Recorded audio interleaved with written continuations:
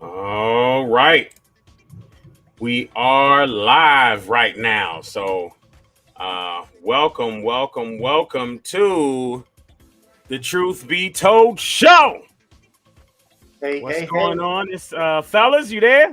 Hey, what's up? How you doing, man? I'm pretty excited. Hey, listen, did any one of you all listen to John Yaw, the way that what's his name hooked that show up and put John Yaw out there, put it out there, man? John Yaw dropped it like it was hot, man. What you talking about? I'm talking about with what Drama put together. Shama did to the show and edited the show. You ever Oh, seen it? oh no, the edit from last week? No, I haven't Yeah. seen it yet. I haven't seen it Oh yet. man. Oh dog. If you seen it, you be talking about we gonna have to talk about it a little bit. It Okay, is very well, good. I tell you what, let's we might have to talk about it a little bit. But for No, right you now, need y'all ready to. to start the show? Let's do it, man. We Yeah. need to. You Okay, got to, let's bro. go. It's the Truth Be Told show, y'all. All right, cue the music. Cue music. Start the music. Starting music. And go. It's the Truth Be Told show, where we place America first, honoring those who America has forgotten. Listen in and unlearn to relearn as we set the record straight. And now, your host of the Truth Be Told show, Mr. Just Ask Joe and Uncle Mishorn.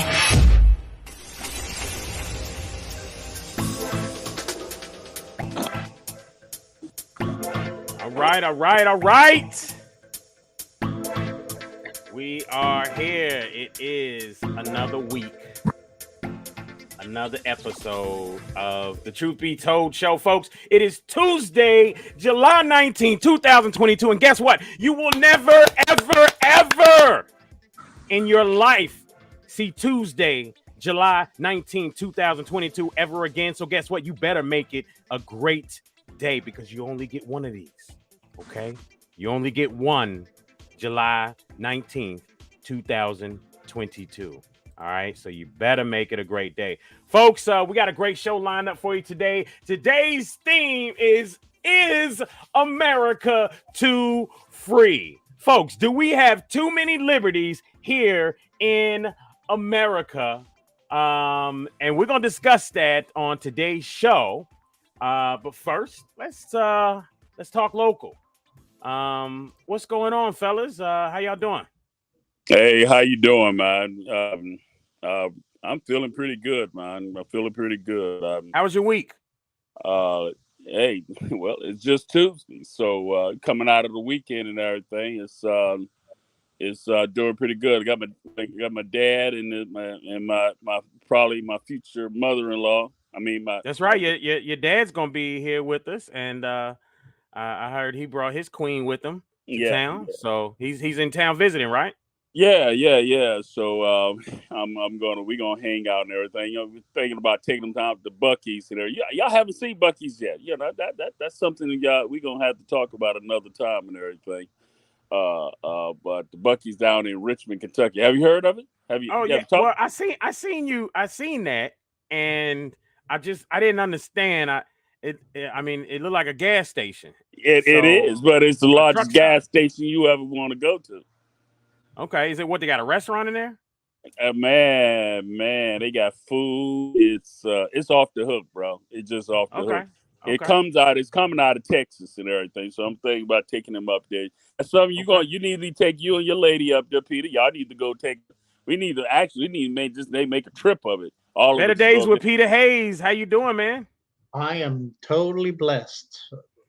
Totally blessed. You're not under blessed in any way, but in all areas you are totally blessed. That's Absolutely. Right. Yeah, and actually, what you said about this is the only Tuesday that will never come. I think that hit me, and you know, if all of us humans would look at each day as like, hey, this may be my last day on Earth, how much more productive and positive would we be?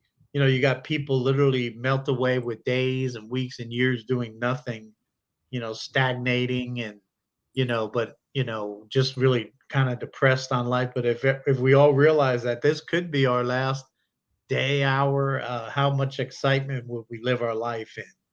Absolutely, absolutely. You know, if you lived it like it was your last days, then I tell you what, you know, speaking of last days, we had a recent shooting here at Shawnee Park during the Dirt Bowl, and it was a police shooting, right? And some people are up in arms, but I don't know. I don't think I hear the outcry that we have heard or would hear, let's say for a Breonna Taylor situation. Um, and I hope we don't hear the outcry because, in my humble opinion, dude was a dirtbag. And, if someone ends up at the hospital with a pillow finishing the job, then, I wouldn't be surprised. But that's just me. Hey, I I say need stuff you to like that. explain that, man, for those people that don't understand, because when you're saying he was a douchebag, you saying No, that he was just dirtbag. a He dirt was a bag, dirt bag, meaning bag, this was the guy who ran over, like, killed 4 kids in 2008. He ran over them or something. I don't Yeah, know. yeah. Do you remember, Peter? Was it a bus stop or what? No, he was driving under the influence, and he crashed into this car and killed 3 or 4 young teenagers. And wow, three of them were siblings. Yeah, wow. yeah. They were 3 of 4 siblings that died. So now there's one sibling left that has to bear the burden of, man, I should have been with them, or I should have went too. That and I've seen that, and I know how that goes, and that's a tough road ahead for that person. It's been, what, 12 years since then, right? So you know more than Yeah, 12 years, but what's interesting, and Misha, and you may remember this. So the three of the youth, they went to they went to the community center there as with Youth Alive, and they went in Youth Alive, which was a nonprofit Right. organization, van, and then the person in charge allowed them to go home with someone else, a young guy, Is young this that person. same story? Yeah, that and yeah, so and which was a no-no, because if you go in a Youth Alive van, you need to go back for liability. Anyway, what happened was he agreed to let these 3 boys go with another young teen who was kind of messed up. And anyway, they got in an accident, and that ended up destroying that whole Youth Alive I organization had to go story. I bankrupt. realize that this is that story. That's the so story. Uh, yeah, so understand that there was that incident back then in Herbert Lee. 2008. His name is Herbert Lee. Herbert Lee. And then since then, and it was said that he smirked and almost laughed at the incident back in 2008. I don't know if that's true or not, but that's what it has been said. Along with that, right? Then since then, this guy has just committed more felonies. I think there was a held at gunpoint robbery incident. Yep. Since then. Now, here's the thing, and I've been in conversation with people. God's Lives Matter says every life has infinite value. I say that at this point, this dude's a dirtbag and he ain't got no value. That's me. That's me. I'm sure God would disagree because he's like, no, dog, I made this right here. That's one of mine. I made that. I put a little bit too much extra salt in that one, but I made it nonetheless. So it's perfectly imperfect. Right. But man, I find that one hard. What y'all think? hey, It, let's re- evaluate. Let's talk about it. So recently, he's just the same guy. So let's talk about same the guy, Dirt same Bowl. guy. So the story is that, and I went back and listened to it a little bit. The story is that they saw this guy. This guy has some warrants on him. Okay, Yep, so he had several warrants warrants. on him. Okay, Warrants out there. All right, so so they they they, had they want this dude. They want him. They identified him. But they immediately, I heard, they didn't go after him immediately. Nope. Okay. Nope. They waited. They waited. So they held back. Okay. And they paid attention. Okay. What was going on? And then they started to approach him. And as they was approaching him, when the Dirt Bowl, I believe, was supposedly over, but there were still people out there. There was still people. So a lot of people Right. are saying that they should not have pursued during that time. Blah blah blah blah blah. Man, you know, I get that, but I think Well, they even they went after him when he was in a different space right. of the Dirt Bowl. But then what happened was he ran back as they chased him, ran back towards the crowd or whatever, towards that area. And then, you know, a barrage of bullets came at him. Now, fortunately, no one else was hurt. I think an officer got shot. And if Herbert Lee was able to run and shoot and turn his backpack, because that was seen on camera, turn his backpack from his back to his front, pull out a gun and shoot an officer across the way, across the field, then that dude right there, they need to sign him up to the CIA or something, because he's a straight shooter or a dang on lucky shot. All right, I'm gonna say that. But nonetheless, one officer got shot in the vest through his cell phone. And so that's the only issues, casualties we had, other than him getting shot up a bunch of times or whatever. Maybe after getting shot so many times, he'll come out and be a rapper or something like that. You know, that's the MO, right? You know, I got shot 9 times. But nonetheless, what do y'all think? Was it a proper shooting at the Dirt Bowl? Can the Dirt Bowl be held without police presence? Because every year almost it seems to be some type of incident, or if it's not, there's the shadow of incidences in prior years that hang over the Dirt Bowl. Hey, I'm just getting sick and tired every time, you know. I was at an event yesterday. I was at an event last night, you know, get out and vote. Okay. And I brought up adult social emotional learning.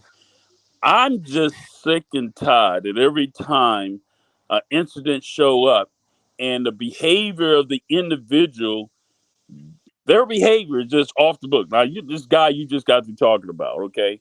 But if anybody do anything, and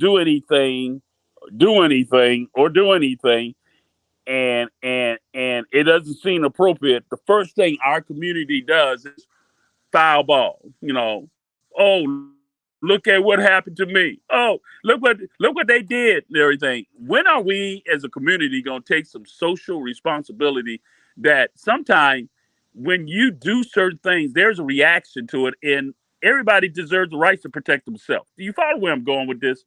You know, when are we going to learn how to take some responsibility on our own behavior?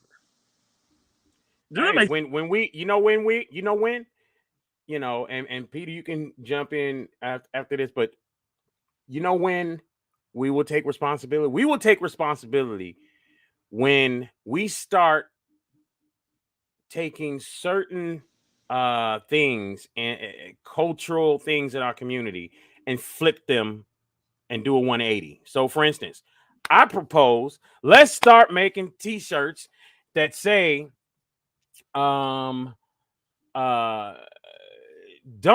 mess with my property value with your crime-ridden ass. Make a t-shirt about that. Like, we need to take the whole snitching thing and turn it around. Oh, I'm gonna tell. See, let me tell you something. And I done lived in the West End in a few different places, 21st in Madison, 24th in Chestnut. Let me tell you something. I will tell. Okay?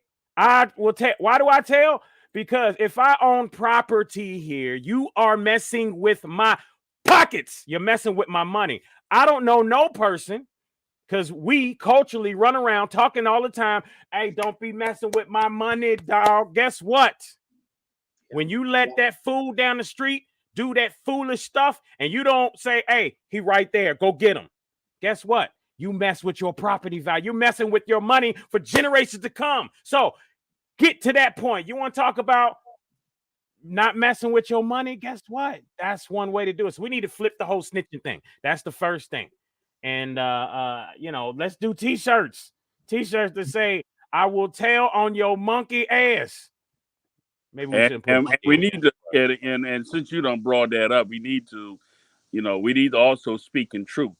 I am not a criminal, so don't associate the word snitch on me if I tell on you. And I told someone, and we was at a community meeting when it was brothers helping brothers way back in James Linton, and all these guys was there talking about, man, I mean, a snitch. I don't like a snitch and everything. And I stood up. I said, look at here, buddy. Let me explain something to you. Don't use that criminal. I can't believe a grown man would say that. Yeah. I said, let me. Yeah. Grown man gonna stand up and say, I said, listen, let me explain something to you. I don't identify me as a snitch if you and I did not participate in something and both of us got caught and I'm telling on you. That's not what this is. No, if you rob, you come in or you do something in my community and I notice it as I am a citizen in my community. This ain't snitching, buddy. It ain't snitching at all. Hey, I'm telling on you because you're doing some wrong. Before we go to commercial break, Peter, I got to get you in there, man. What do you think, man? What would be a way to get to the point to where, culturally we change this attitude, this mindset of, because let's think about it. 2008, 2018, 22. So that's 14 years, right? That the community has more or less hid this guy. Let's just say that. Embraced him. Hid this guy. Because some of y'all know good and well seen the fool. You know what he did. You know what he's responsible for. You know the nonsense, but you ain't said nothing. Why are we not dealing with it ourselves? When we can change that culture, then we can actually go in, and then it's gonna be okay for you to go and bust dude in his face and say, calm your ass down or else. Right? So we can handle things ourselves. But go ahead, Peter, please, speak. Yeah, I think, and it's interesting now that Misha mentioned the snitching. I don't hear that from any other community. Do you? I mean, I only hear it from kind of the hood rat community, in the inner city. I don't hear Asians or European Americans or other groups talking about, snitching is such a bad thing. Everyone else is kind of working within the system, but there is an underclass, a criminal underclass, which our friend Talib Starks out of Philadelphia mentioned. It is a growing underclass, and it has a different culture than the American descendant slave traditional culture of being a good person, good community leader. It's a criminal, hood rat, gangster culture, and it's very acceptable, and it's too acceptable. I'll put it that way. Because why? How could Herbert Lee, for 10 years?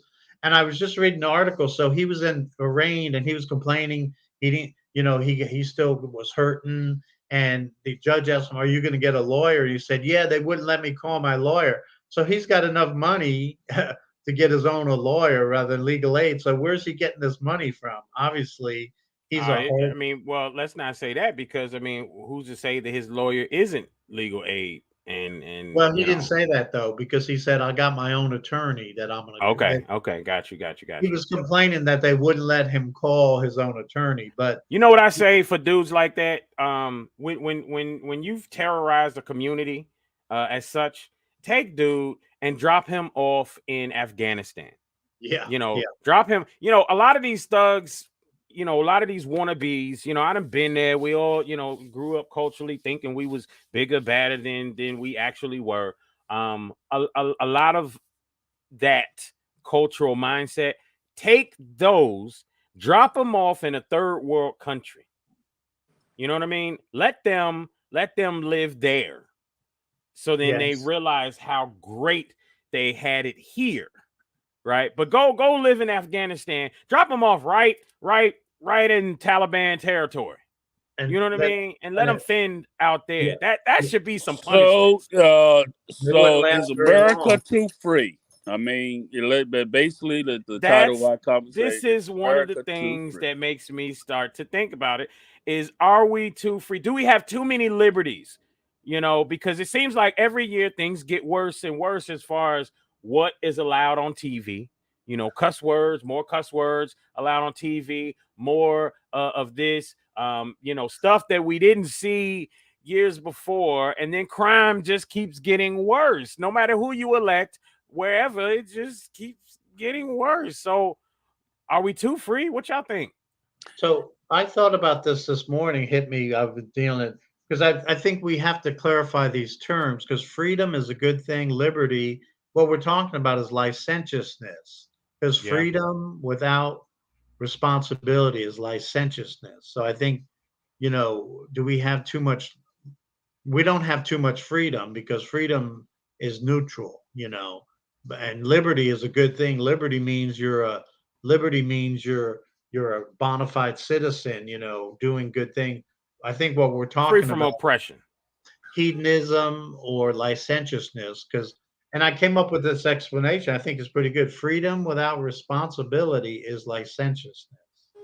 So what we're seeing is hedonism, licentiousness, you know, because, you know, we're created free by our creator so that we can fulfill our purpose in life. And American government, as we talked about last week, definitely is not perfect, but we maximize freedom because we don't want the government restricting us. But freedom and even rights, you think the Bill of Rights, righteous comes from righteousness. So we're free to be righteous, but we're not free to be unrighteous. But our culture is moving more and more away from freedom and liberty to hedonism and licentiousness. And it's acceptable now in big parts of the culture. Well, I tell you what, we're going to jump to commercial, but when we come back, is the root cause of violence social, economic, culture, or racism? That and more when we come back right here on Truth Be Told Show, y'all.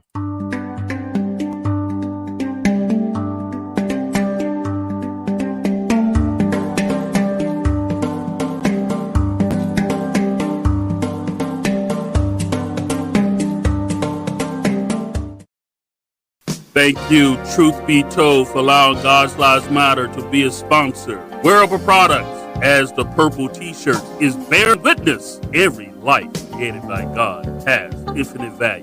Visit God'sLivesMatter.com. I don't need to sit at your table. We building one. We in the process of building a table. We building a table. I don't gotta sit at your table. I'm building my own table, and I will build you a table in the presence of your enemies.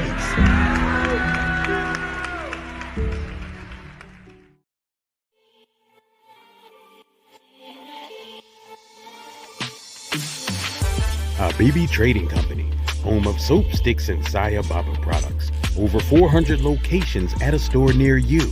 Cincinnati, Ohio, Louisville and Lexington, Kentucky, Southern Indiana, or find yours online at sayababa.com. Again, that's sayababa.com.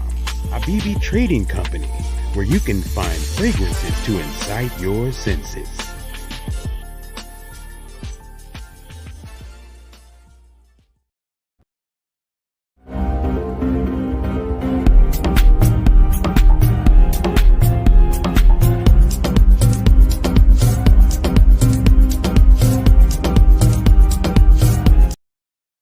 Hey folks, check out HealthDaddyWow.net. 100% plant-based herbs and supplements. Whether you're in person or online, use the word tipping for 10% off. Remember, feel better, look great, HealthDaddyWow.net. Remember, HealthDaddyWow.net. All right, cue the music. Cue music. Start the music. Starting music. And go. It's the Truth Be Told Show, where we place America first. Honoring those who America has forgotten. Listen in and unlearn to relearn. as we set the record straight. And now, your host of the Truth Be Told Show, Mr. Just Ask Joe and Uncle Mishorn.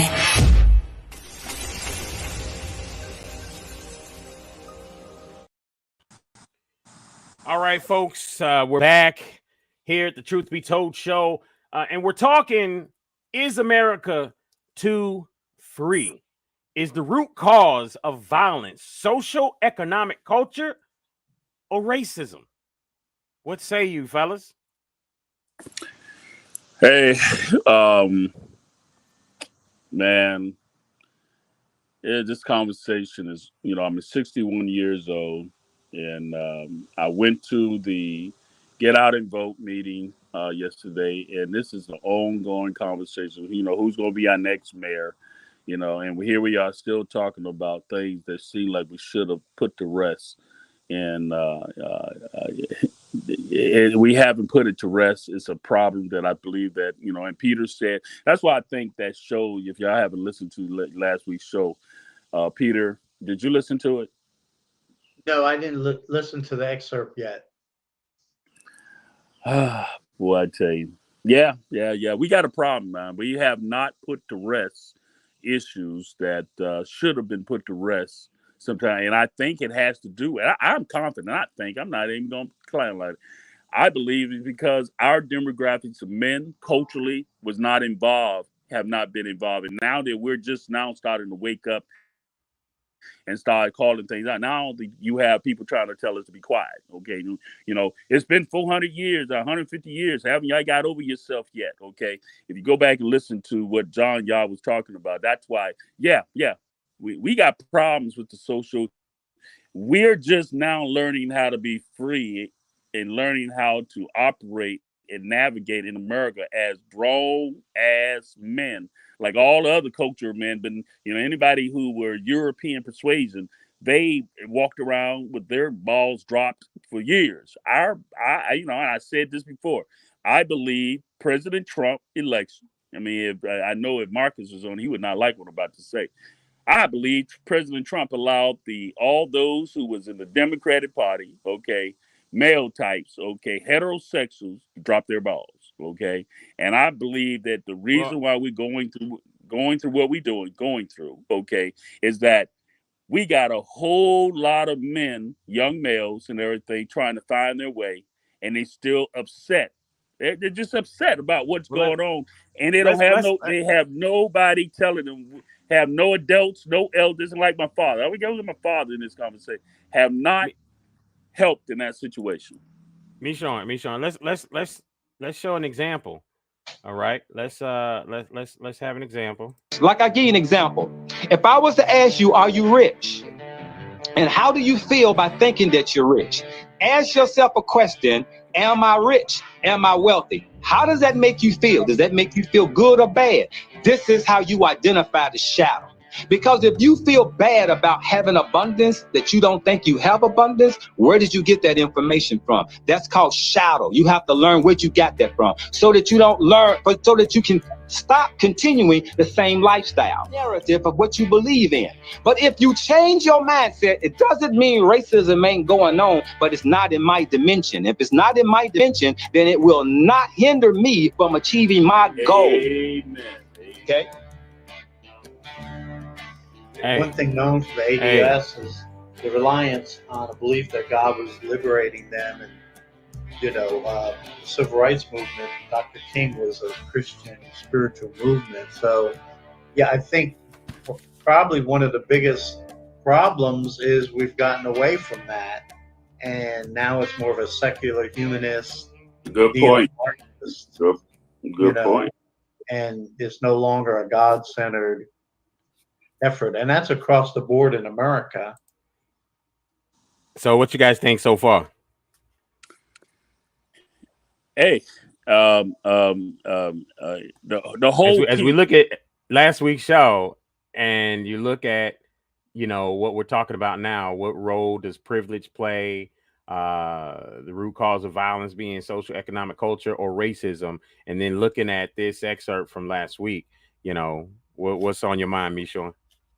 What's on my mind is that John Yah is talking about, and I don't want to speak specifically how John Yah is 60. He's 60 years old, like I am. Okay, so he's specifically talking about, and when he goes on, he said we need our healing need to come at our expense, not based on the dominant European culture telling us, aren't you healed yet? It's been all this time. What he's talking about that we literally have to, we got to get a handle on what it is, how we're walking, okay, and how we need to do it, and we need to take leadership in that, okay. We need to make that thing happen and everything, and but the process needs to be allowed to allow it to happen, okay, not be, get over it, you ain't, let's not talk about it and everything until we're willing to, until the dominant European culture is willing to allow us to go through what we need to be going through, because we just now really, I believe 60 and older, our men are just now really starting to understand. And it's a process, Peter. What you think, man? It's a process for us to really get. Yeah, definitely. I think it's valid point. I mean, it's across the board in America. We need the men of America to man up, and the women to women up. It's that simple. And we're getting away from, even under, I mean, like I said last week, the history of the Central American slave America is an incredible one of triumph and victory. And before the community kind of sold out to the Democrat Party and this alternative lifestyle, they were doing very, very well under the worst situations of Jim Crow, oppression. And just think about it, your ancestors are great, great heroes. And what has happened in the last 60 years is you guys, not you guys in particular, but the community has said, no, we reject hard work and effort and education. And now we're going with a different culture, the boogie woogie, get high, get drunk, fornication. Not everyone, but that's that underclass that Talib starts in his book. And it's very, as you know, you met him and we had him on the Focus show. I mean, his title of his books is Blacks versus the N word, and it's he called it, well, the uncivil war. So he said there's an uncivil war, not a civil war, uncivil war, blacks versus, we can say, it's the name of his book, Blacks versus Niggers. And he came to Louisville and spoke, and then Michonne had him on the Focus show a couple times. You're gonna get us kicked off again, Peter. Well, good thing. Yeah, that's right. But anyway, that's the title of his book, and he outlines one very interesting point that he brings up. And Talib works with inner city troubled youth in Philadelphia, so he's an awesome brother. We hope to have him on sometime. But one thing he noticed in his book is that every community has their dysfunctional, we got white trash or Hispanic trash, Asian trash. What he brought out is that the descendant American slave African American community is the only community that sticks up for its garbage, and glorifies its garbage. Yeah, I think that's the better way to look at, that the ADOS community, the melanated community in America glorifies the worst of its worth. The European community sweeps it under the rug and tries to hide it, push it back behind curtains, and tries to keep people from seeing it, keep their own family from seeing it. Yeah, exactly. He mentioned that when they, have picnics, they don't invite the white trash or the Asian trash, or they don't invite them to the family gathering. The black sheep of the family don't get invited. It's for decent people. But in ADOS, we don't even call it ADOS, and he called it the black community, but it's celebrated and it's defended. Look at this shooting. This is a good example. The brother who's over the dirt ball, and the DAS brother that I know, he said, hey, this was kosher. Okay, this was cool. The police waited. We can't do without the police. Well, what you had a couple of these activists come out of nowhere. I didn't even know any of them, but they were hooping, hollering, and saying, well, they shouldn't have shot it 12 times. So who else would defend that? I can't. There's no other community. Everyone else, as you said, Joe, would have said, yeah, I wish they had killed the son of a bitch. Really. Yeah, I mean, I've been in conversations seeing people trying to say, okay, he did what he did, but he didn't deserve to, be gunned down that way. He didn't deserve. Dude, when you go out and you commit the type of foulness that a person like that commits, guess what? You deserve everything that comes to you, because that's the energy that you brought. That's the energy that you brought on yourself. That's the vibration that you're that you're putting out there.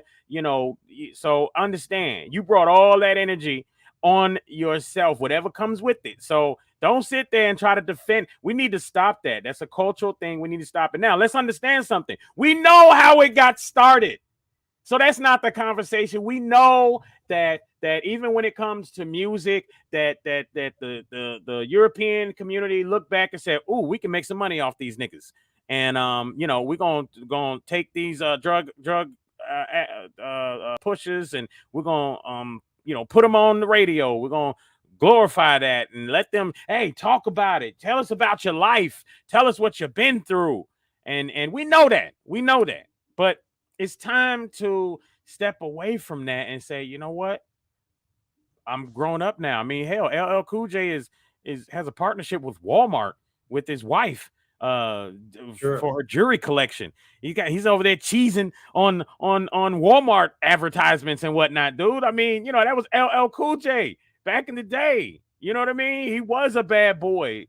You know what I mean? Arrested, this, that, and the other, dealing with the police, all of that. So if as you can see, people grow out of that, people mature. There's a lot of us that are not maturing mentally.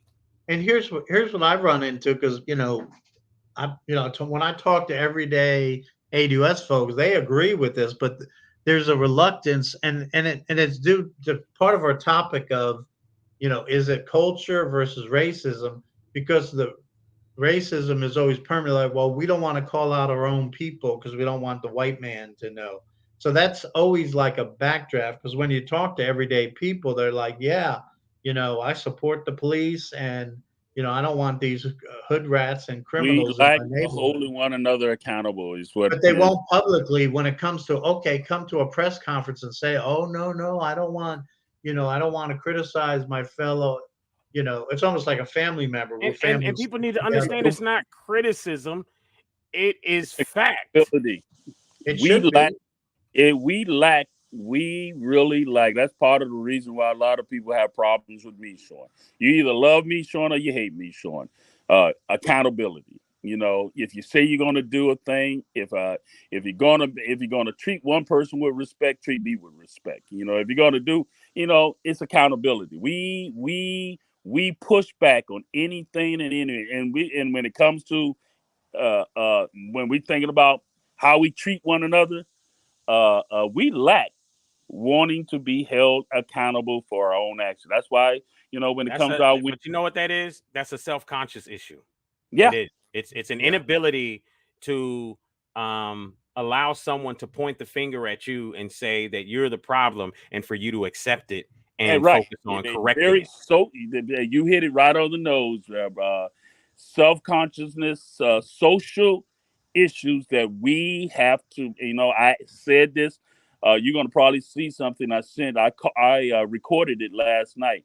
It's called adult social emotional learning. Okay, we got to work on that ourselves. It is. You got the Goodwills and Norton's Healthcare. Get ready to put that $100 million project down in the West End community. Okay, but you know what? They ain't talking about anything about changing the behavior and the social conditions. They think that it's like we're gonna put them in new apartments. We're gonna put them in a new building. We're gonna bring something. Sometimes you can, though, Michon. Sometimes you can change the mentality, the social conditions by putting up things like that you would normally not find in that area. I mean, think about that for a second. This is something that the area has needed for a long time, right? They've needed it for a long time, and it's been said, why isn't this here? Why isn't that here? Well, if you build it, they will come. Maybe putting this up will, number one, help attract better quality businesses, restaurants, and others, which will change the face of the area immediately, and then potentially change the mentality of people. I mean, they say gentrification, and I get it, but really, I mean, you really believe putting on makeup, Okay, let's use your analogy, what you just said. Putting all on right? makeup can turn a hoe into a housewife. Yeah. I mean, it happens plenty of times, and then as she gets addressed as a housewife for enough, you think dressing up that she ends up playing the part because she lets go. So you think dressing up, you believe in dressing up the hoe, okay, or the derelict, the pimp, and everything, the nonsense. I believe that even working from home, I put on a suit and tie a lot of times. Why?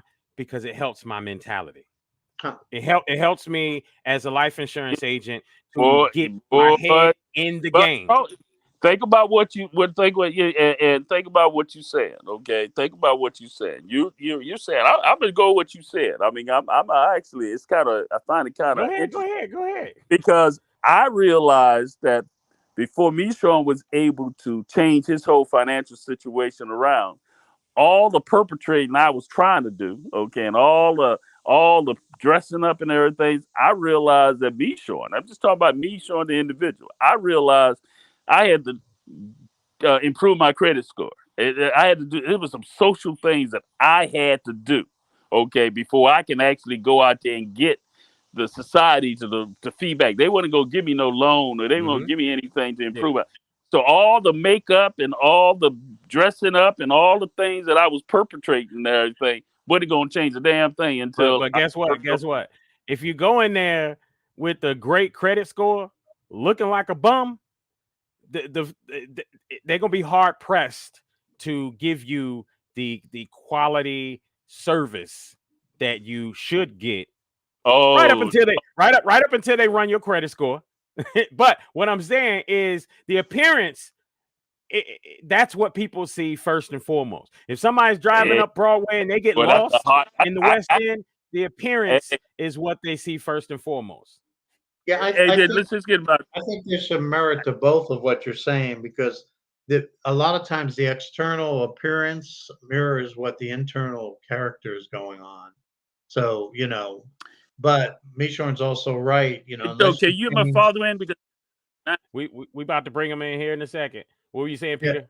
Yeah, unless you change the spiritual and mental conditions of a person, the external is going to just be off. So it's a combination of, I tell people, humans are triune beings. We have a spirit, mind, and body.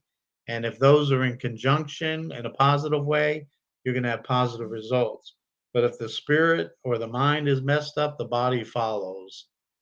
But, you can, by improving the external too, you can, just think about it. If you're going to a decent restaurant, you got to dress up. And what Joe was saying, even that is a good thing.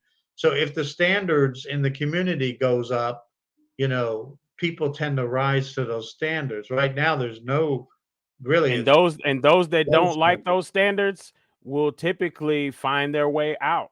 And those standards could very well, and in a lot of cases, is financial standards as well. Because you put something like that there, well, then apartment buildings come up, and now you got more luxury or higher end apartments being built in the area, which not everybody can afford. Therefore, some of the riffraff moves out. That's not to say that people who can't afford things are riffraff. I'm not saying that, but I'm just saying that there's some knuckleheads and whatnot. It starts to look too bougie for them. So they're like, "Oh, I got to go somewhere else and get back in my element." You know what I mean? So then they move out. So I think that's possible.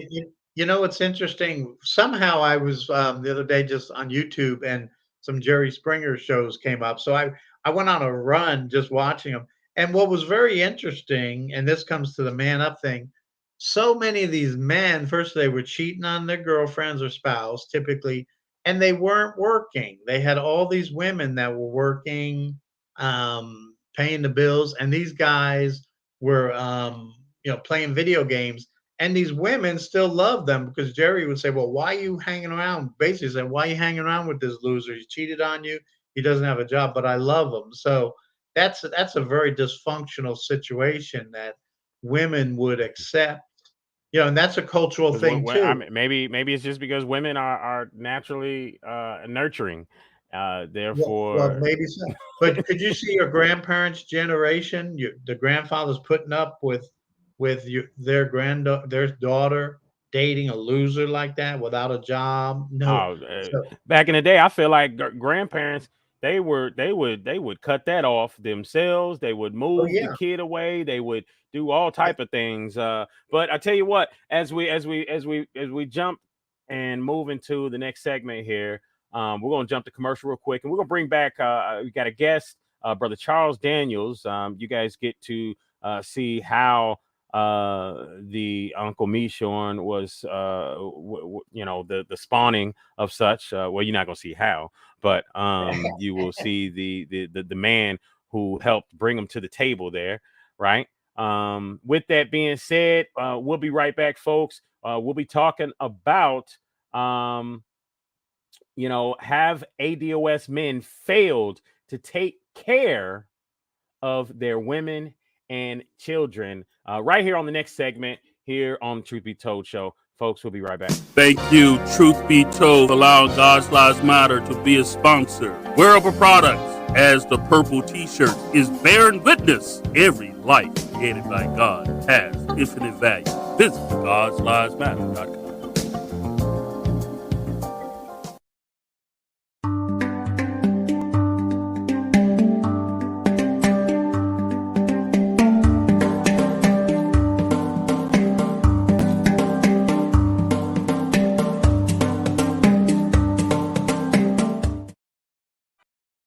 Hey folks, check out HealthDaddyWow.net. 100% plant-based herbs and supplements. Whether you're in person or online, use the word tipping for 10% off. Remember, feel better, look great, HealthDaddyWow.net. Remember, HealthDaddyWow.net.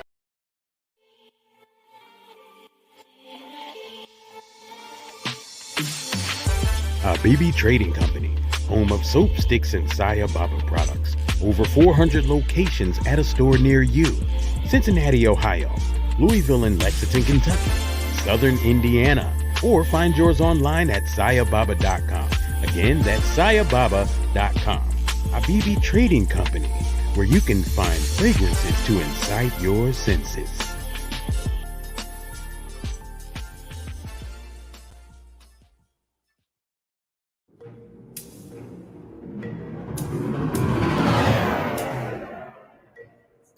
The History Untold 400 project is unlike any in America.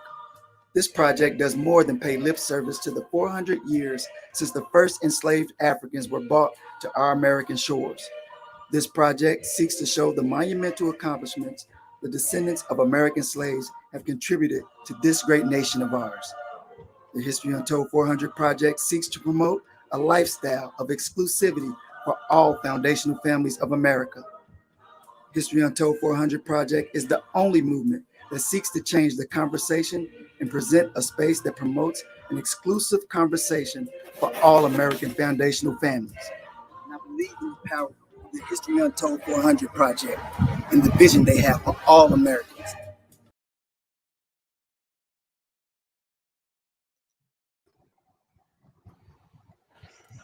Folks, we are back.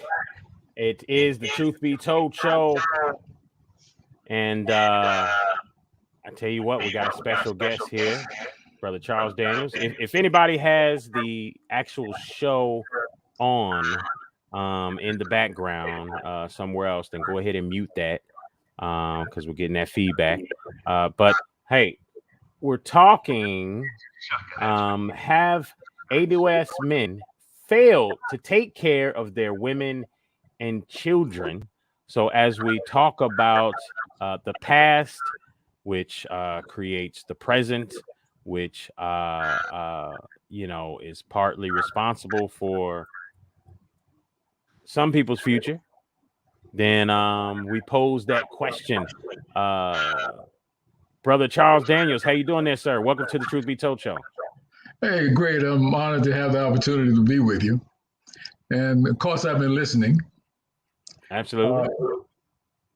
God lives matter. The big question here is, do your life matter?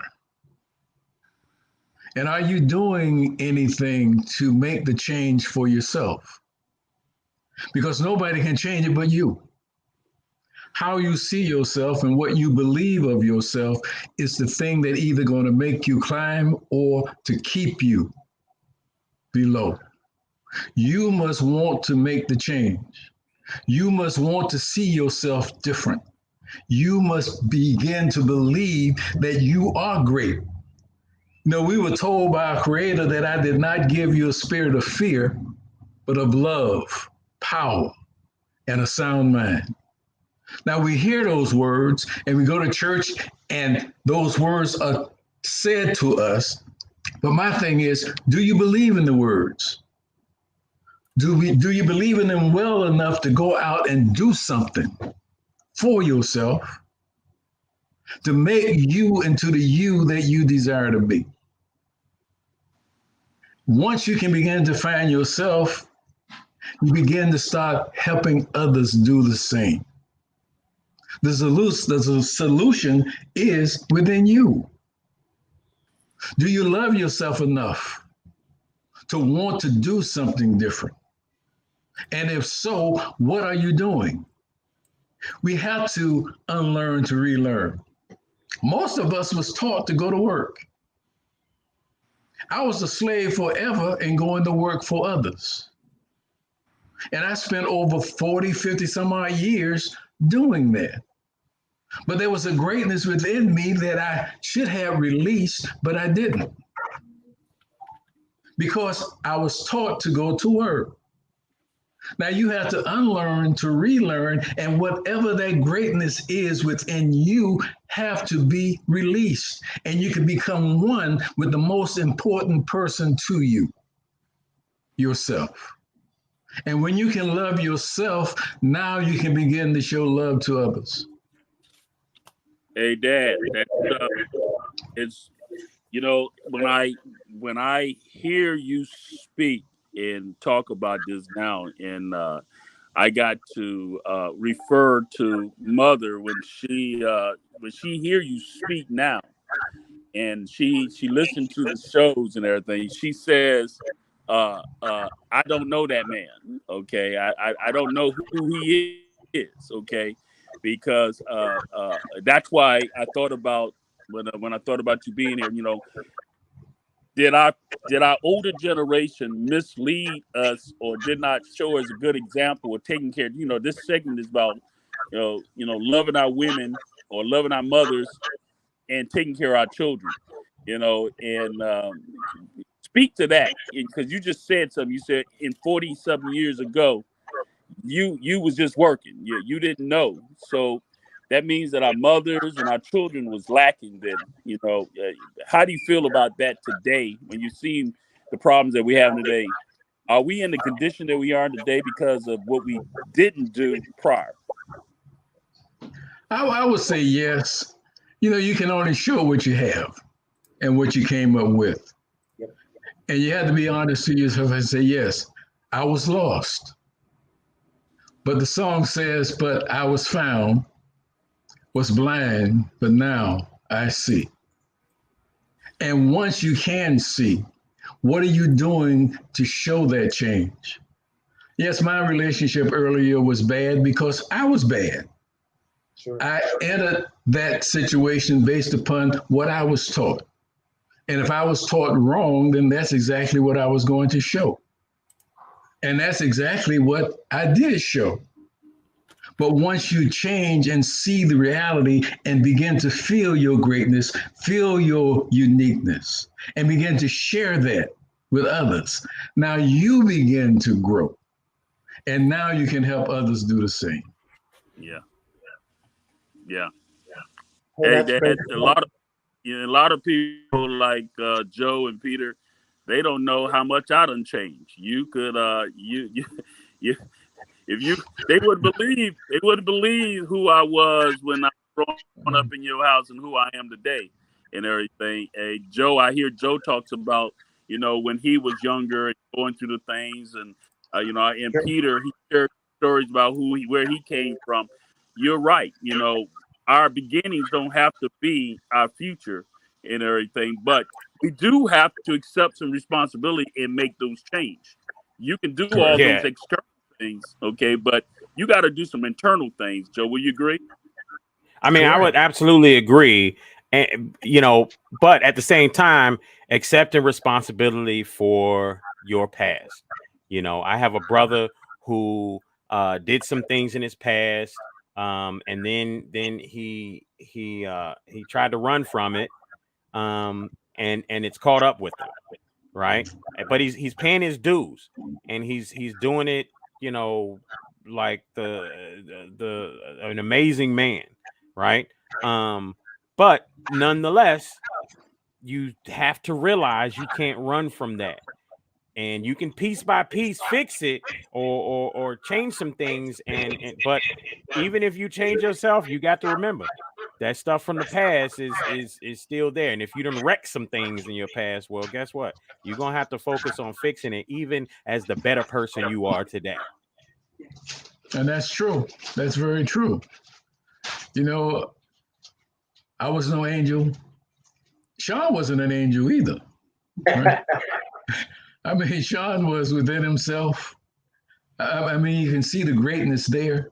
However, it was hidden and held within himself because he didn't feel free to release it. And that might have been the household that he might have been in at that particular time that he didn't feel free enough to release because the people in the household, myself included, was not free.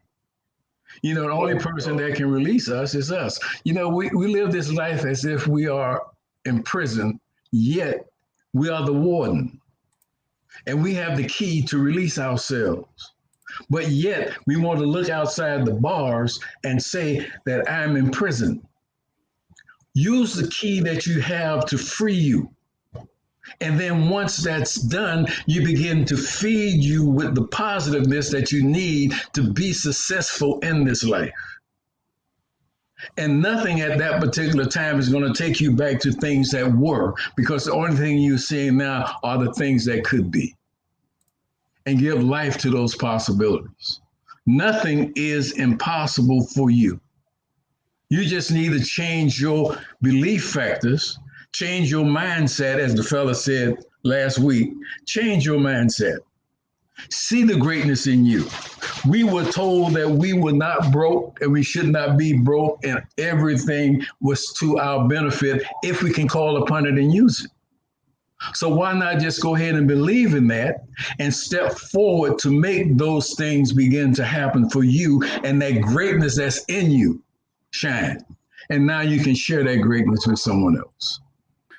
So I take that you to the previous down that you referred to the last show. John, y'all did a job in talking about, living out of that shadow. We've been, Peter had brought up the point, why do we constantly seem to have to go over the past, and why if talking about these things is actually good and healthy for us. And I think now, remember you told me that when I turned 50 and I said that I was a man, and then you told me how granddaddy wasn't a man, and then you said you were still considered a boy, and you said we're only 50 years out. I think that's what we act like. I believe that we are that new generation of men learning how to know how it is to be an American. Remember that, what you told me? Okay, you coming in sort of broken up, but Dad was great in his own way. And I grew knowing that way. What I saw is what I followed. But now, in my beliefs in regards to what I was doing, I had to take credit for the fact that I was wrong. And I didn't have to allow that to become a part of me, but I did. Right. But once you begin to learn the difference and know that your behavior is not proper, yes, you have to live with it, but at the same token, you have to forgive the most important person, yourself. And then once that's done, the freedom that you seek and the goals that you desire will never be the same. There you go. So when you guys say that, talking about the past, then the past contributing to the future. So do you guys think that previous generations or does anybody believe that previous generations of fatherless homes contributed to today's problems? I mean, is that kind of a no-brainer, obvious type of thing? Yeah. Absolutely. I think once you say it out loud, we talk about this stuff before the show, and then once you say it out loud, you're like, hold on, that's a no-brainer. Duh, fatherless homes contributed to today's problems, and we talk about, even in the ADOS community, fornication being so prevalent in our community. Brother Daniels, can you look in your past anywhere and see the generations way back when, what they were doing then, and how that could have potentially contributed to today's issues that we have? We have to see ourselves individually and not as a group. I mean, the things that I've done, I can't blame my dad. Those were my decisions. I knew that they were wrong and should not be done, but I did them anyway. So I had to suffer that and deal with that.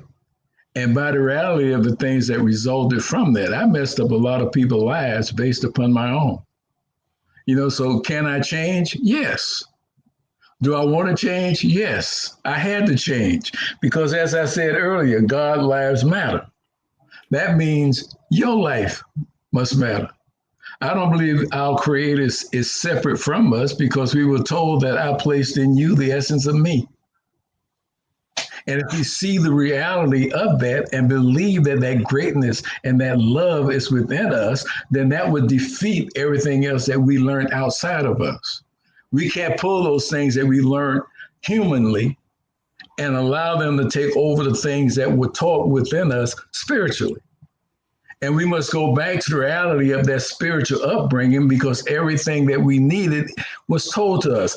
If it said that I did not give you a spirit of fear, but of love and power and a sound mind. Now, if I love myself and I believe that anything is possible for me, then I should have a very calm, smooth, open mind about positiveness in life. Gotcha. That's a great point. You just said something that I don't think I hear enough of people saying. You said we cannot judge the group. We got to evaluate self. That was interesting what you just said there, because we always want to run to the group, and really self evaluation and self responsibility. And then when you get around other people of like minds, then you develop the group. But it's like the four of us on this line here. We all individually got here individually. We all didn't come here together. We got individually and everything. So I kind of like what you just said, Dad, about. But that's true. But it's very, when we talk about the group. We don't talk about the individual. If we're going to start talking about people, the person to talk about is yourself. And clean yourself, and others will begin to start doing the same thing. But it's easy to talk about what the group does. Yep. But what do you do? And once you can start looking back at you and opening that out and doing something to clean up that, now you can say how wrong I've been and start doing those things that are needed for you to grow and for you to become the man or the woman that you desire to be. I mean, we can be whatever we want to be and have whatever we desire to have. but we're going to have to free ourselves from things that were and begin to focus on what we desire for our new moment, our new history, our new beginnings. Unlearn to love it. Yeah, I think what you're Absolutely. talking about, without that spiritual and mental awakening, you're easily tied into external things, family, friends, peers. And you're right. If someone does not believe that they're created in the image and likeness of the Creator, that they have infinite power, that if you believe that, how could you ever have a dull moment when you think you're the center of the cosmos? You have the ability to have dominion over the earth. I mean, that's a powerful. If you identify like that, that's one reason I'm harping on. Don't look at your skin color, your ethnicity.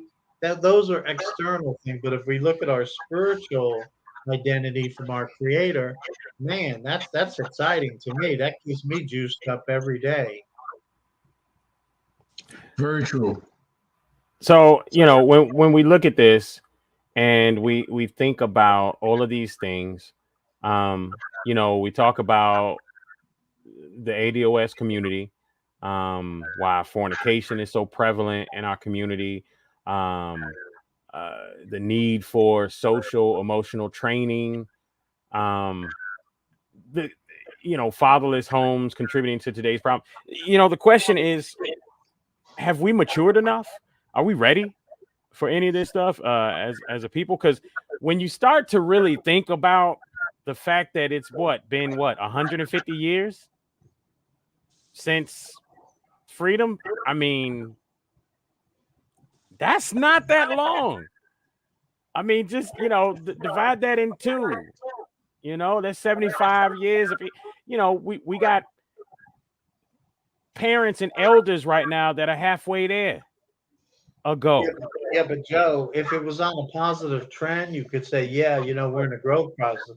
As I've said, all the data is that, it's going down.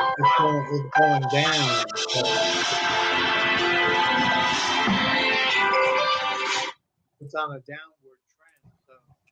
So, as I mentioned on the last show, in the 1900s up until 1920, there was more intact married couples in the Central American slave community than in the larger community.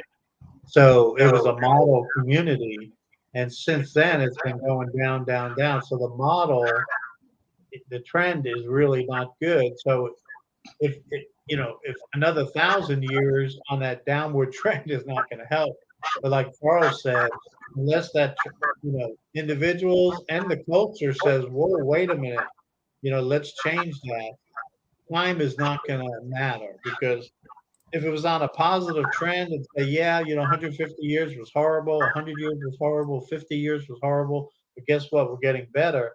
Then time would help. But the trend is a downward trend. There's more and more children born out of wedlock, and this is for all of America, but especially for the ADOS community. As we said, when 74% of children are born out of wedlock, and those numbers are going down. So time is not going to help without some intervention. Peter, I've said this to a couple of people. I said, we need something drastic. Time is not working in our favor right now. Okay. Yeah.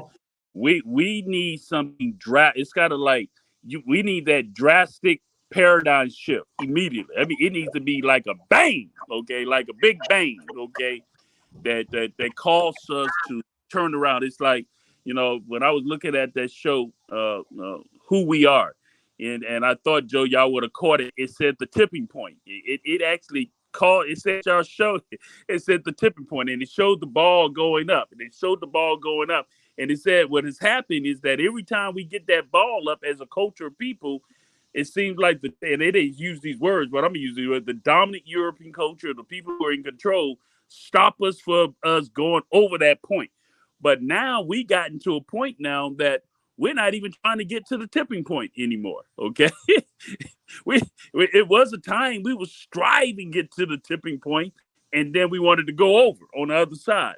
Now it looked like we just keeping that thing going down, as you were saying, Peter. It's just going down. And my question is, but go ahead and ask that. Go ahead, ask the question. I just want to say, when we're going to have that dramatic turning point that we get back to getting that tipping point that we, and when it goes down, it's on the other side. That means we actually have success. Right now, the ball is going up and coming back down, going up and coming back down. Yeah, and the tipping point for the family in any civilization is 40%. So America's 40%. At 41% now. So we've negatively reached that tipping point that the other 72 world civilizations from the beginning of time, when they got the family breakdown, immorality, they're all toast. They're gone. So will we turn around? We've crossed the 40% tipping point. We're at 41%. You know, unless we do take the advice of what Charles is telling us, I don't think so. Now, if we take his advice as individuals, as culture, yeah, because like all of us, I know all four of us, we're on some really bad paths in our life and bad trajectory, and we changed it around. And we're not perfect, but we certainly turned it around. But if we don't have that intervention, right? You know, the idea. One of the things that Uncle Michon just said was, you know, we looked as if we were going the right way, and then we wanted to take a turn. I don't think anybody wanted to take a turn. It was a forced situation, and it was done strategically. I mean, you know, and so I don't like to harp on that, because we all know what was done. We know, you know, like you talk about a lot, Michon, Uncle Michon, in military exercises. What do you do when you're going to infiltrate an area? You cut the head off, right? So that was done. Right. It was done strategically. It was done purposefully. Heads were cut off, meaning the men were taken out of the community. The men were you know, drugs dropped in the community to either sell it or use it, and both happened. And with that being said, that, I believe, is where the trajectory began to go the other way, and we begin to spiral down, because now when you're in that low mindset, then you can be infiltrated in many ways, and that's what's happened. Music infiltration, right? TV infiltration. You know, so when you can keep a people dumbed down in a low mindset, they won't know who they are. They won't realize who they are and the power that they have. They won't know who's doing it to them, or won't accept who's doing it to them. Won't even exactly. Won't even recognize. They will continue to take that genetically modified weed that ain't got no seeds in it no more, and smoke it up. You know, not even realizing, man, this man got no seeds no more. What happened? Oh yeah, somebody figured out a way to give you some stuff sprinkled with a couple more dumb factors in it. You know what I mean? That's true. You know, in order to begin to start showing life for what it is, we have to stop giving credit to making our lives based upon movies.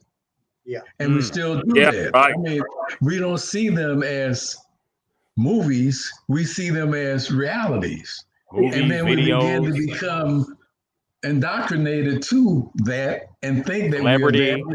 I listen to kids today, they're same as we were. They're believing in all of that, and they're growing with their philosophies in their mind. Now, if we're going to change something, we need to start changing that. No, that's just a toy.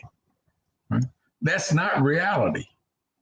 And we're going to have to start teaching that to them. And when they start seeing those things over and being indulged in those type of things, their mindsets are being changed. Yeah. And we need to work on changing mindsets so that they can see their greatness and believe enough in themselves to know that nothing is impossible, and they can go out and seek those things that are within them to become. I got an idea. Let's set up a task force in our community, right? In the melanated community, that goes around and knocks on all doors in the hood.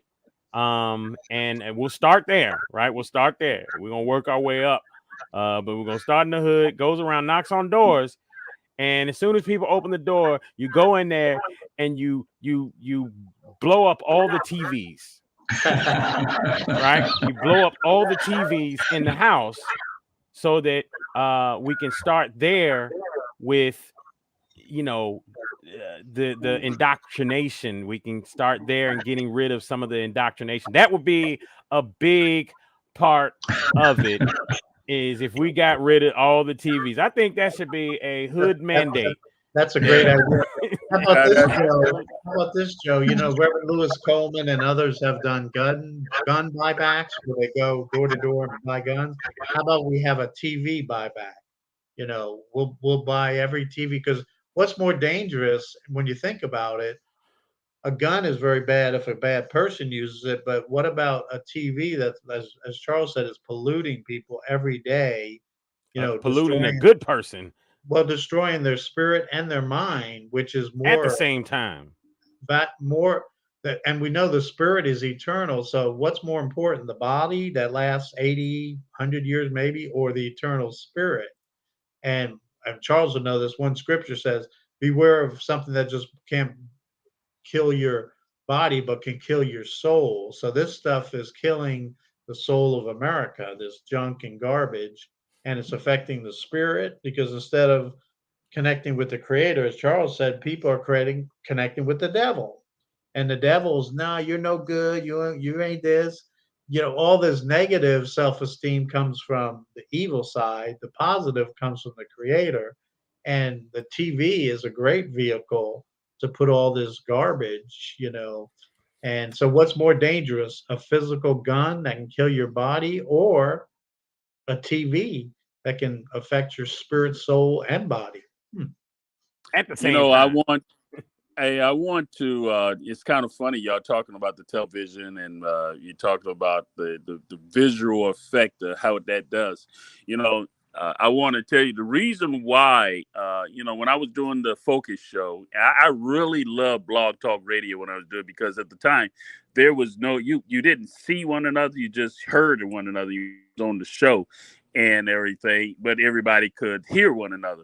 And the whole reason why I got this idea of putting my emblem up there, you can't serve two masters. It's hard to serve two masters. When coming on these shows, I used to get so caught up trying to look a certain way, make sure same thing, certain way, that I would get distracted about actually what I wanted to talk about. So I realized, that's when it hit me. I can't serve both of these. Let me serve what I want people to hear what it is that I'm talking about. And that's what's wrong in our society today. Hollywood has turned into a visual thing, okay? Everybody want to be seen. Everybody want to be looked at. The slap that went around the world and everything. Everybody is caught up in that dramatization, and everybody being looked. It's time we need to get people to start hearing the word, listening to what people are saying and everything, that maybe that can change. That's what Dad, when I hear you talk, this is kind of funny for me. When I hear you talk, every time I hear you not the same Dad that I remembered long that. It is true. It is true what they say. A person can be reborn and become a new creature. Okay. And I know you know that about me, but Dad, it's really, every time I tell you no lie, Dad, listening to you, okay, and hearing you speak, okay, and that time in July the 3rd, that day that we got to meet one another, and my initial was to meet you and talk to you about something else, but my mother told me, and it was an emotional thing. She said, no, you got to hear your dad's side. And when I sat down with you, I am so glad that I had enough change in me to hear you, to hear the man and the father that you are today. I feel fortunate. I feel fortunate to have you still in my life, man. I just wanted to say that on the air and everything, just to say that I appreciate you more today than I did when I was younger. Absolutely. Thank you. And we all go to a point in life that we can be off track. Yeah. But the only person that can get us back on track is ourselves. We can let go, But to just let go with no action is impossible. Right. You got to live the life that you say, but we've been taught it's best to say what you want to say and not necessarily give strength or action to what's being said. Right. We have to give action to what's being said and become one with it. You know, we have to become one with our created self. We must become one with our creator. We can't just put them on a shelf and act as if it never existed. And the human development in us made that happen. But now we're going to have to give strength to the spiritualness in us and begin to live what it said, because it said that all things are possible for us. You know, and I'm thinking now, what is our superpowers? Love, joy, peace, patience, kindness, gentleness, faithfulness. And with those, I can't have nothing but self-control. There you go. How about this, Joe? How about this BHAG, this big, hairy, audacious goal? We have a civilian military coup, and we take over our government. We control all of the TV and internet, and we have Charles and others on this positive message, and we have financial planning, you know, and social relation intelligence. That's the only thing that plays on the TV and the internet, you know, 24/7. So now, who'd you say takes it over? we take over, the four of us. We take over Oh, the the four of US us. Oh, US, okay. US government, and we I, just we I we thought you take said I over thought you said the U.S. government takes over the TVs and stuff. I'm like, no, what's it'll be happening a now? civilian military takeover, and we nationalize all, kind of like what they have in China. I mean, I'm being facetious, of course, but you know, it is true. What goes in your mind comes out, and in what you put in your mind dictates what comes out in the action. And no wonder why. I mean, with so much polluted culture, that Right. adults and young people are acting crazy. I mean, you know, they're acting crazy, and then especially if they're in a home where it's a dysfunctional home, it's no wonder why people are just acting crazy. And but anyway, that's being facetious, but that might do it if we reprogram. We have to reprogram people. Well, that's true, and that's the reality. And we have to also buy into the fact that things are the way that they used to be. Grandparents are much younger now. Yeah. And as a result, the upbringing of their mindset is not where ours was when we were coming up. So the fact lies, there's retraining and unlearning all around. And the focus, I feel, should be on actually pinpointing or just stating and giving power to the fact it's time to unlearn to relearn. And what am I relearning? I'm relearning how to give power not to the human knowledge, but to the spiritual knowledge that has been provided us, and give it the strength necessary to grow us into the individuals that we know that we should become, because that godliness is within each of us.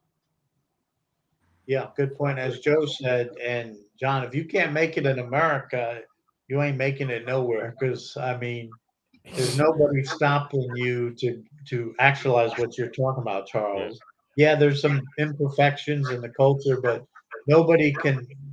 Since we are each the center of the cosmos, nobody can stop us from magnifying that power. Yeah, Now and we can talk ourselves out of it, like, well, yeah, but no. There's no but. It's either I can tap into that cosmic energy of our creator, or I choose not to, but it's there. And Chuck, you could be in prison and tap into it, right? You could be in solitary confinement. And there's many people that found their creator in jail and prison and have made very productive lives. So that shows that proof. Now, as we wrap up, as the show comes to an end, I want to make sure that we get everybody's last words, and I definitely want to start with our guest, Brother Daniels. I know you have something that you can drop on us real quick as we're ending the show.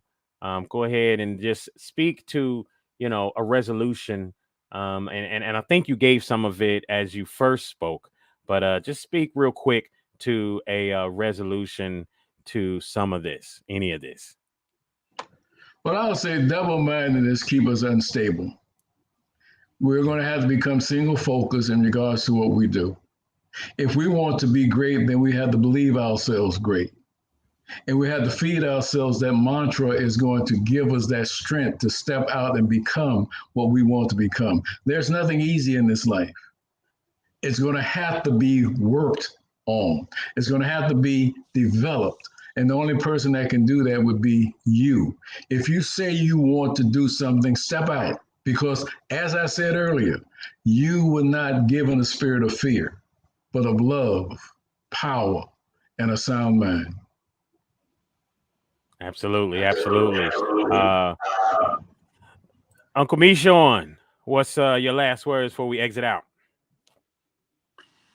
Well, I want to thank my dad for coming on, and I think I would just own things. What I always keep saying, the acronym for the word work. It's not until I tapped into my spiritual Michon that I was able to identify that I had to work on myself. And the things that I realized that I had to work on myself is that I had to understand that I had to work on gaining my wisdom, W. I had to work on getting my opportunities, O. I had to learn how to understand to respect myself. That helped me to respect my creator. And the other R to work is responsibility. I realized I had to be responsible to myself. Then I can also learn how to be responsible to my creator. And then the K is knowledge. Okay. Any person who's not willing to go to work, you're not willing to gain no knowledge. And if you're not willing to gain no knowledge, and you're not trying to improve yourself, you're not trying to work to gain that knowledge, to become uncomfortable, okay, with yourself, to improve yourself, then you don't deserve the fruits from the work that you need to get from life. And so the word work, wisdom, opportunity, respect, and knowledge is what I like. And what you just dropped in the end there, getting uncomfortable, that is key, because we live in a culture, a society in general, where technology, by layman's definition, says to make things easier, right? Well, we've gone a little bit too far, I believe, and gotten into a too much of a comfortable state. And when you get too comfortable, then you miss things. A lot of times you can't be in a military exercise among a team executing an exercise and be too comfortable. You have to be uncomfortable, because when you're uncomfortable, you're aware. And to be honest with you, the sad part is that when we as a culture of people are uncomfortable, we are much more aware. We're at our best when we're uncomfortable, when our backs are pushed up against the wall. So, you know what? I'd love to see the day where we can get comfortable, but not yet. It's not time for it yet. We're not ready for that level of comfortability yet. It's only been 150 years. And when you really think about that, again, some of us got grandparents, 75, 80, 90 years old right now, that can remember their grandparents that were 75, 80, 90 years old, that like Michon has eloquently stated, of his father or grandfather saying, hey, when I was your age, I was still considered a boy. And that right there is powerful when you think about a 60-year-old, 70-year-old, 80-year-old man being called a boy. And it was only it was just 150 years ago. Dude, that's crazy. Go ahead. Better Days with P. Hayes. Great show. Appreciate you, Charles Daniels. Nice to see you again. First met you at that July 3rd and event we had in Frankfurt. I guess it was 5 years ago now, 2017. Yeah, I think his advice was very, very spot on. I think a couple books, and Joe, Think and Grow Rich, right? If you think about prosperity or business, you'll grow rich. And then hey, Peter, you know what? If we blow up all the TVs and then throw in a few books in the house at the same time in the aftermath, that might be the play. Yeah, that would be one of them. We could play those audio books continuously. So in the radio. They can't go anywhere. In the loudspeakers, like kind of in North Korea and China, they have stuff on loudspeakers in the neighborhood. Yes. You can't get away from it. But Think and Grow Rich. Another famous thing was you are what you eat, right? That was a famous thing. So that's external physical. But what came to me, we of course we are what we think, right?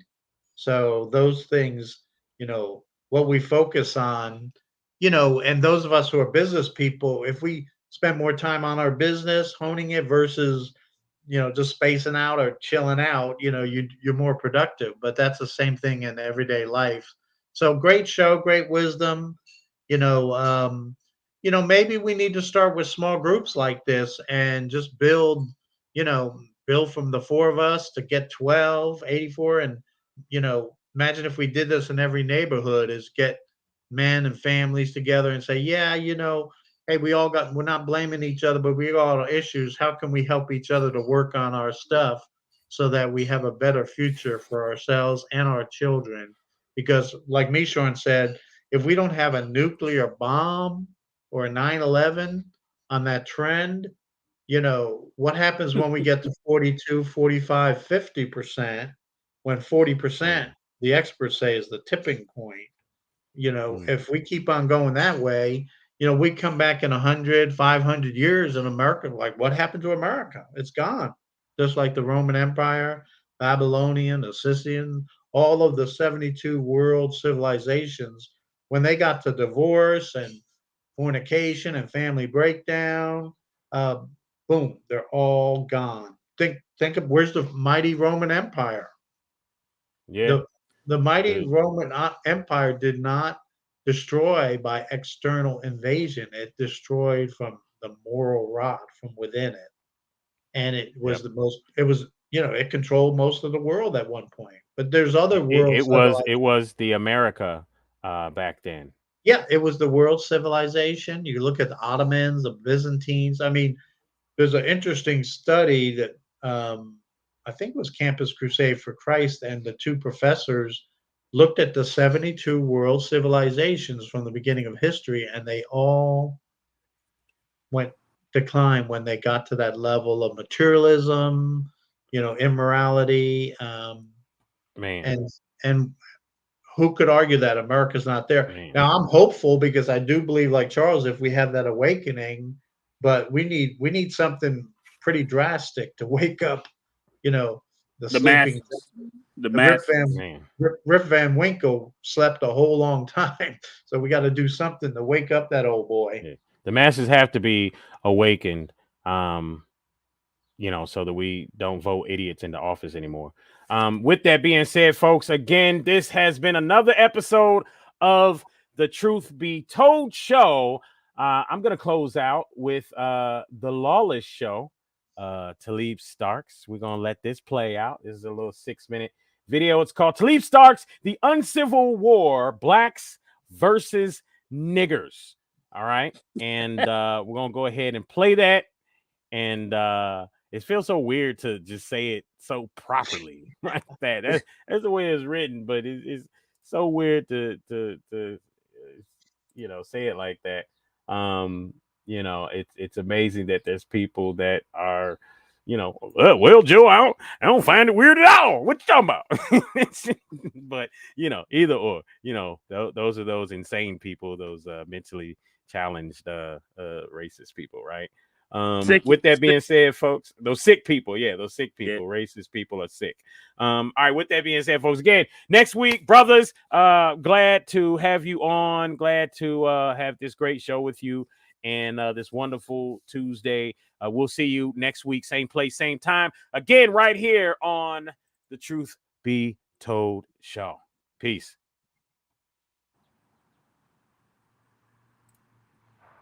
The working man's a sucker, that's for damn sure. You said it.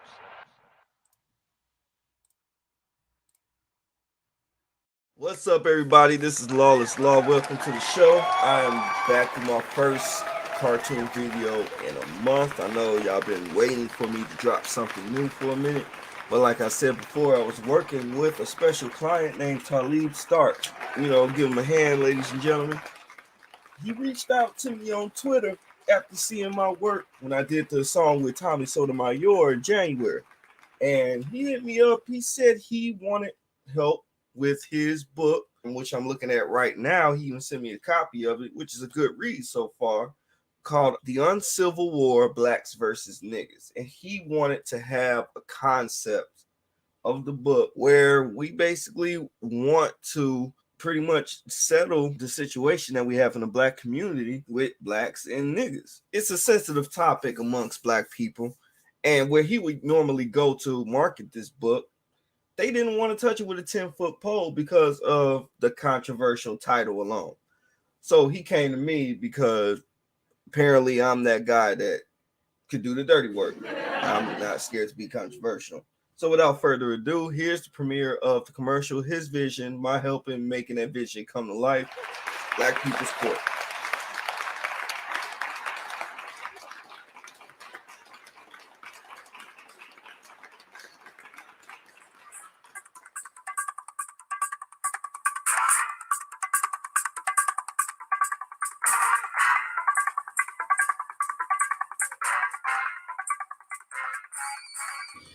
Meet Ray Ray, a shiftless, pants-sagging repeat offender. He's proud to be a thug and also sees no shame in having several government-dependent baby mamas. In addition to being a criminal, he aspires to be a rapper, which he sucks at. Ray Ray's lack of accountability routinely causes him to blame the white man for his problems. Basically, he's a typical nigga that's a drain on society. Meet Michael, a tax-paying, law-abiding black man. He's speaking on behalf of all blacks who are tired of nigger crime, nigger violence, and nigger dysfunction. Michael claims that niggers have also hijacked the image of blacks. He's suing for identity theft and wants niggers exiled from the black community. All right, looking at this record, the defendant is being sued for identity fraud and wants to be secured of the actual damage that has been caused by the defendant. And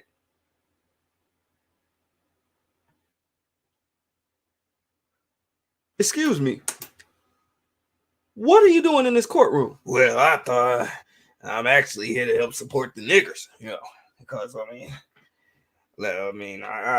actually want to make sure that the niggers, succeed because they make our jobs easier.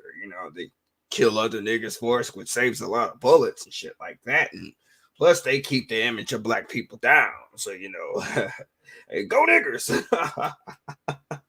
Hey, you darky.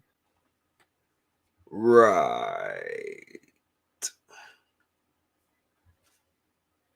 Anyway. All right, defendant, state your claim. Well, Your Honor, my nigga, the thing is... All right. I heard enough. I'm sick of this.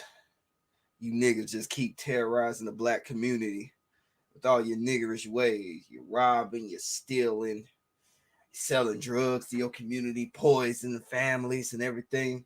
Get locked up in jail. You're not even trying to do anything for yourself to remotely improve your situation. Instead, you choose purposely to create chaotic conditions, the worst conditions that the black community has ever experienced all over America. And quite frankly, your kind is a detriment to the improvement of all black people.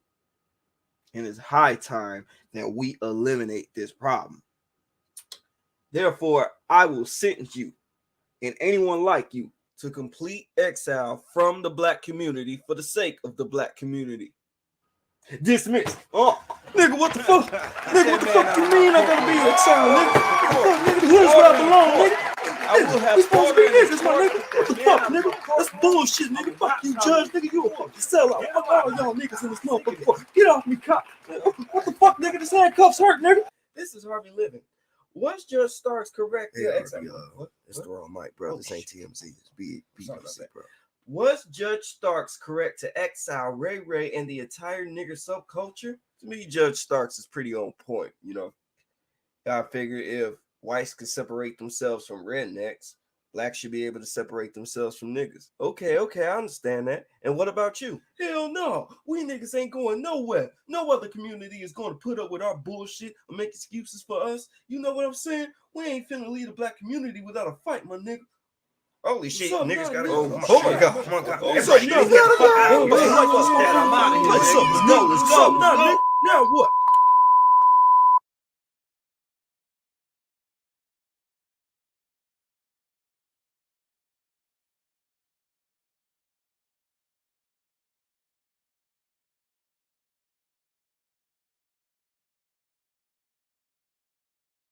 So I appreciate the love, man. So how can I help you, man? Well, you know what I'm saying? You know, I just came in here because, you know, I thought, you know, brother to brother, you know what I'm saying? We both black. You know, since we both got melanin in our motherfucking skin, you know what I'm saying? I was thinking, yo, here it comes. Can you hook a brother up? You know what I'm saying? You know, there's some certain items that I want, but you know, I ain't got no money right now. Of course you don't. You know what I'm saying? So, you know, I was just wondering, dog, can you hook a brother up, dog? No. Nigga, what the fuck? The fuck you mean, no, nigga?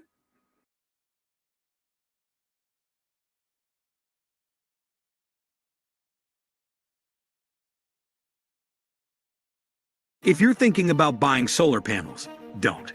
The U.S. government will literally buy them for you if... All right, cue the music. Cueing music. Start the music. Starting music. And go. It's the Truth Be Told Show, where we place America first. Honoring those who America has forgotten. Listen in and unlearn to relearn. As we set the record straight. And now, your host of the Truth Be Told Show, Mr. Just Ask Joe and Uncle Mishorn.